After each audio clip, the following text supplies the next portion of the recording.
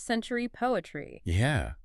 We're going to be looking at 10 poets who've really made their mark. 10 poets who've really changed the landscape. Exactly. So it'll be interesting to see all the different styles and Oh, yeah, definitely. from backgrounds and everything else. I think folks will be surprised by, some of the connections we find along the way, too. Absolutely. I think one thing that'll stand out is just how much poetry can reflect what's going on in the world. Mm-hmm. So we're going to jump into all of that using this article from Interesting Literature called 10 of the Most Important Poets of the 21st Century. Sounds like a plan. So to kick things off, I kind of want to start with a poet who I feel like almost everyone's heard of. Okay. Billy Collins.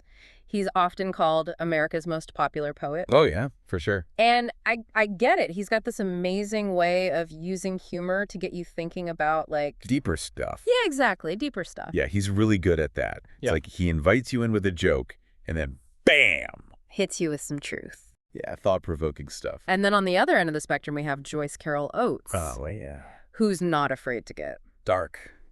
Yeah, she really dives into those darker sides of humanity. Her work can be pretty intense. Oh, yeah, definitely. But she's a phenomenal storyteller. Really gets under your skin. I think that comes from her fascination with tragedy. Oh, so. Well, she has this quote where she says, "I consider tragedy the highest form of art." Wow. And you can see how that idea plays out in her poetry, Uh-huh. Like, she's not shying away from difficult topics. No, she's not. And that actually reminds me a bit of Seamus Heaney.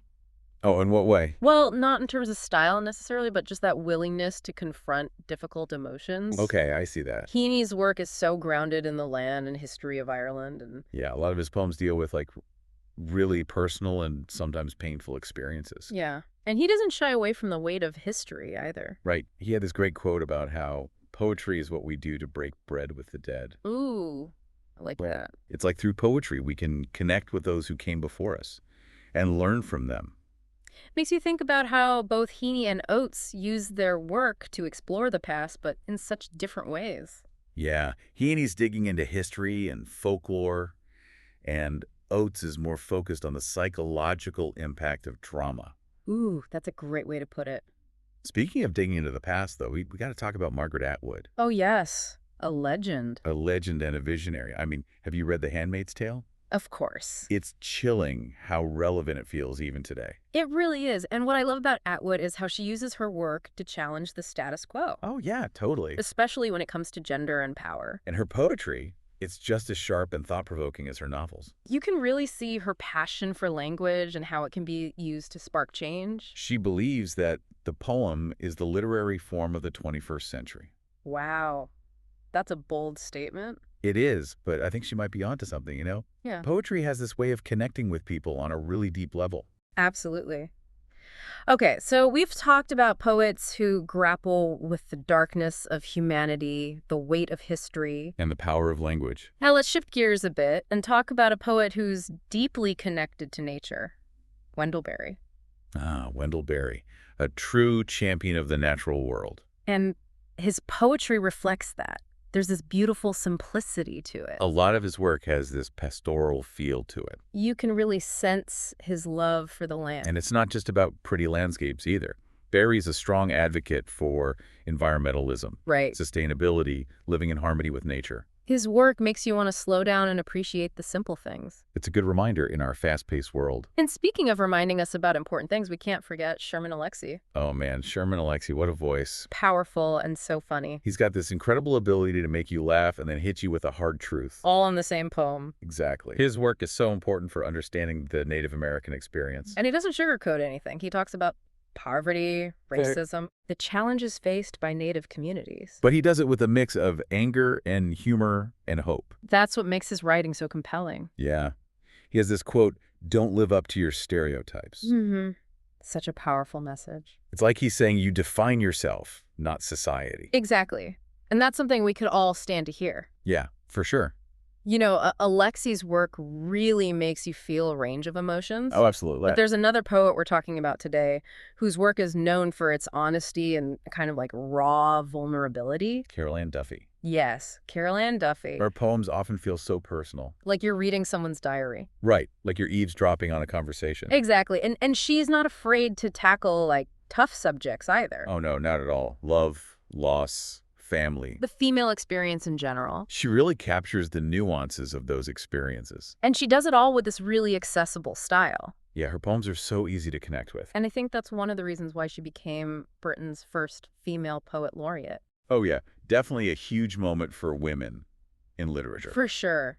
It's like she broke down a barrier. Shows that women's voices deserve to be heard. Exactly. Yeah. And speaking of voices being heard, we have to talk about Derek Walcott. Derek Walcott, a giant of Caribbean literature. His work is just breathtaking. The way he uses language is incredible. So rich and layered. You can really hear the influence of his Caribbean heritage. It's like he's painting with words. Creating these vivid images of the islands. And he's not just writing about pretty scenery either. No, his work is deeply engaged with history, colonialism, identity. He has this incredible epic poem, Humorous. Which is basically a Caribbean retelling of the Odyssey. Wow, I've never heard of that. It's amazing. It weaves together Greek mythology with Caribbean folklore. Sounds fascinating. It is. And Walcott was very vocal about the power of language. Oh, how so? He once said, "The English language is nobody's special property.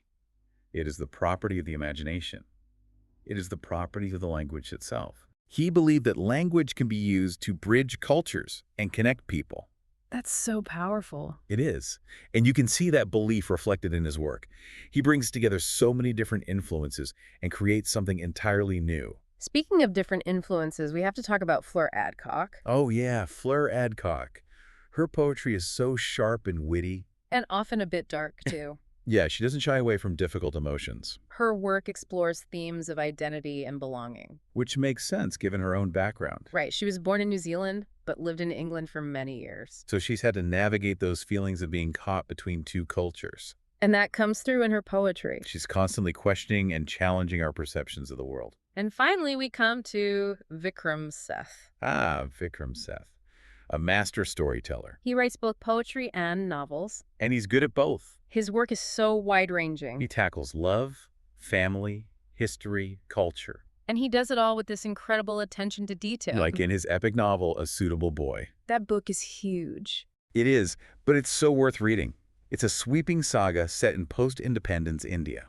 It really gives you a sense of the time and place. And Seth is just as skilled at writing poetry. He has this really unique way of blending different styles and influences. From traditional forms to more modern experimental stuff. And he's not afraid to be playful with language. He has a quote that I love. The thing about inspiration is that it takes your mind off everything else. That's so true. It's like when you're truly engaged with something creative, all your worries just fade away. Yeah, you get lost in the process. And I think that's what Seth's work does for readers. It transports you to another world. It makes you forget about your troubles for a while. Exactly. Wow, it's amazing to think about all the different approaches to poetry we've just talked about. Right. And the common threads, too. What do you mean?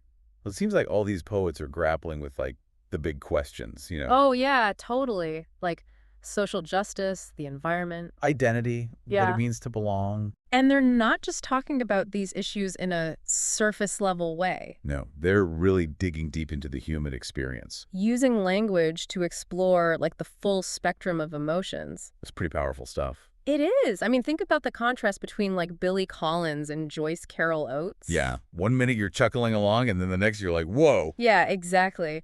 Or the way Seamus Heaney's poems are so rooted in the land, while Margaret Atwood is imagining these crazy dystopian futures. And then you have Wendell Berry reminding us about nature and Sherman Alexie using humor to talk about some really tough stuff.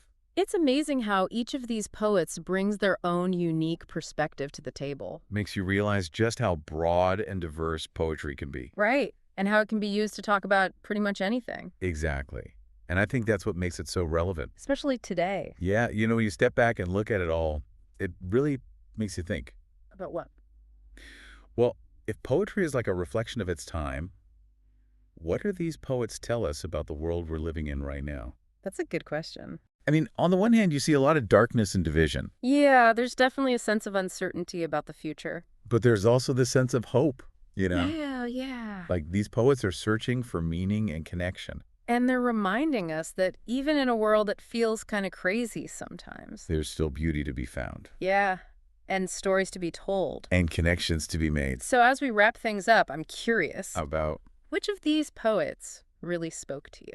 Ooh, that's a tough one. I know. It's like choosing a favorite child. But I think that's a good question for our listeners, too. Yeah. Who resonated with you and why? I mean, ultimately, that's what we want people to take away from this deep dive. To go out and explore the world of poetry. Find the voices that speak to them. And let those voices inspire them. Because poetry, it's not just about words on a page. It's about connecting with something bigger than yourself. It's about finding meaning and beauty in the world around us. And that's something we could all use a little more of. Couldn't agree more. So thanks for joining us on this deep dive into 21st century poetry. We hope you enjoyed it. And be sure to check out some of the poets we talked about today. You won't regret it. Happy reading, everyone. See you next time.